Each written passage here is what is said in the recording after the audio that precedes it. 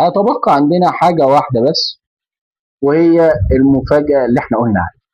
دايما في الاتش ار انترفيو بيبقى في حاجة اسمها الاي كيو تيست.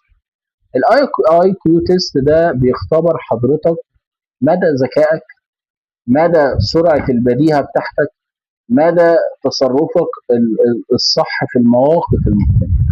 دايما الاي كيو تيست ده بيبقى 30 سؤال، بيبقى في 30 دقيقة، يعني حضرتك محتاج من كل سؤال تجاوبه في دقيقة. المفاجأة بتاعتنا اللي احنا هنساعد حضراتكم فيها عشان تقدروا تجاوبوا الاي كيو تيست، اللي احنا عاملين 2 شيت، كل شيت 30 سؤال بإجابته. احنا هنبعته لحضراتكم ال2 شيت ده. كل اللي مطلوب من حضراتكم عشان يوصل لكم ال2 شيت ان حضرتك تشترك في القناة، تفعل الجرس، تعمل لايك على الفيديوهات، هتكتب في الكومنت اي كيو تيست او محتاج شيت اي كيو تيست. هبعت لحضرتك على طول ال2 شيت برايفت، وباكد لحضرتك ان الاي كيو تيست مش هيخرج من ال60 سؤال ده.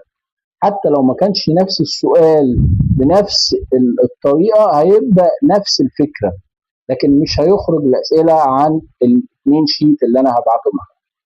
كل التوفيق لحضراتكم، ان شاء الله تابعونا في الفيديوهات الجايه. هنبداوا بقى ندخلوا في الفيديوهات الخاصه بالفيلد واللي بيحصل من اول التريننج لغايه ما تبقى بروفيشنال ميديكال ريب. تابعونا، اشتركوا في القناه، فعلوا الجرس، اعملوا لايك على الفيديوهات عشان يوصل لحضراتكم كل فيديوهات